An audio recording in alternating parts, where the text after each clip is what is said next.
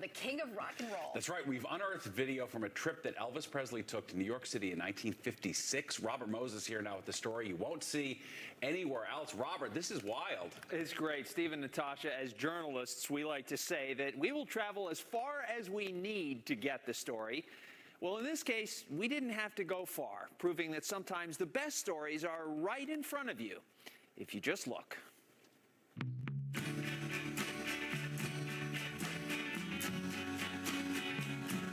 As far as the eye can see, a press of excited youngsters from all over the region are on hand for the return of Elvis Presley to Tupelo, Mississippi, the town where he was born. In September of 1956, nearing the apex of his rise to stardom, Elvis Presley received a hometown hero's welcome. Nearly 7 decades later, Elvis still fascinates. On January 8th, he would have turned 90, a milestone birthday for the king of rock and roll, worthy of a mention on our 6 o'clock newscast. Producer Max Weiskopf asked managing editor Peter Fassini to find footage to use on the air that night. The Fox Movietone archive had been digitized over the last couple of years, which makes it kind of easy to find things. There was this one clip, this one file that came up, and I'm looking at it and I'm like, okay, this looks different to me. There seemed to be a good story here. Peter examined the unedited silent clip, which runs a little more than 2 minutes, frame by precious frame. What is Elvis doing, and where is he? Almost immediately, the slate offers some key clues. The date, October 29th, 1956, and the director, R. Webb, as in Robert Webb. A quick search reveals that on October 29, 1956, Elvis was in New York City shooting a new ending scene for Webb's movie, Love Me Tender. Love Me Tender, Elvis's first feature film. It was just in the archives, a terrific find. Brooklyn College film professor Foster Hirsch, the author of Hollywood and the Movies of the 50s, saw the film when he was 13 years old. The shrieks from fellow audience members forced Hirsch to go back and see it again. I wanted to find out if he could act, because I thought if I wait a week or two, the pandemonium will die down. And it did. It did.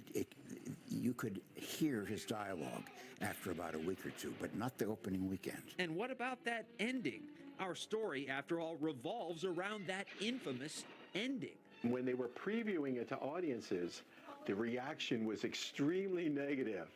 Teenage girls were not happy that Elvis, spoiler alert, dies at the end of this film. Producers added a scene to cushion the blow of his death, showing the ghost of Elvis on screen singing the title song, Love Me Tender. Happiness will follow you. It is this ending that Elvis was recording in New York on that October day in 1956.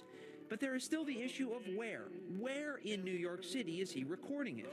Again, the video speaks, albeit silently, when Elvis walks out of the studio and onto the sidewalk to greet his fans. It was just blind luck.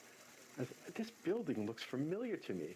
And I kept pausing it and going back and looking at the exterior. It's like, I think I know where this is. How many times have you walked by that building?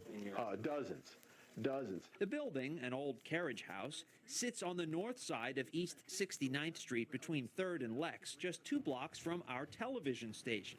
The building once housed Junco Studios. Isn't it amazing? You could walk the streets of Manhattan and not realize what has happened in that spot years before. It's pretty cool. So we figured out the where and the what, but we still wondered, so what?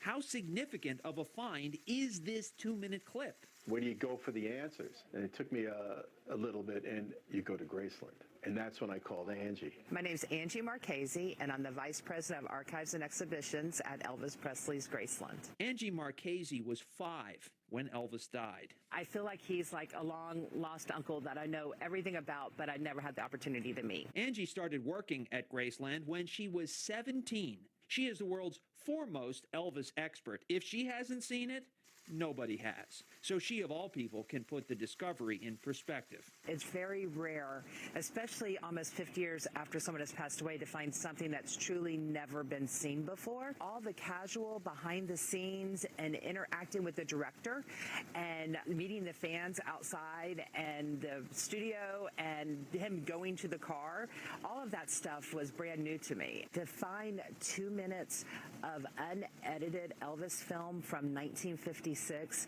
is pretty priceless. Like Peter, Angie pored over the silent footage. She scrutinized everything. You can see how Elvis was being very professional, but also wanting to do it right and taking direction very well from the director so they could capture that moment perfectly. And he could have been behind the door and wave at them through the window, but no, he opened the door and he was signing autographs and taking pictures. He never forgot who made it possible for him to buy this beautiful mansion in Memphis.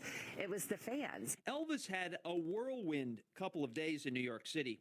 On October 28th, 1956, the day before his recording session at Junco Studios, he appeared on The Ed Sullivan Show, and it was there where he performed perhaps the most valuable service of his entire career. He very publicly got the polio vaccine. David Rose works as a historical consultant for the March of Dimes. The first mission was to find a solution to the problem of polio. It was a huge effort to make sure that teens got the message that you can't rock and roll with polio. And that was the tagline for all the brochures that the March of Dimes sent out after this famous shoot with Elvis getting his shot. In the spring of 1957, just a few months after his visit to New York, Elvis bought Graceland. 23 million visitors and counting have made the pilgrimage there to get closer to a superstar who remains relevant to this day. Graceland is home to 1.5 million artifacts, soon to be 1.5 million and one. Angie plans to start using this clip that we found to help tell the world Elvis's story. It's a really unique piece of footage that has been found and that we're excited about displaying here at Graceland and sharing with the world. And Professor Hirsch from Brooklyn College told me that when Elvis took his mother to a private screening of Love Me Tender, she cried upon his character's death. And from that point on, he made it a condition of his movie contracts that he would never again be killed on screen. Oh my goodness. Amazing. Yeah, no one makes Elvis's mama cry. Wow, that was fascinating. From one little clip of video, You all never that know what information. you're going to walk past in New York City. Really fascinating. Wow. I know that block so well. That was amazing. Robert, good job. Peter Thank as you. well. Amazing. Max, everybody, great.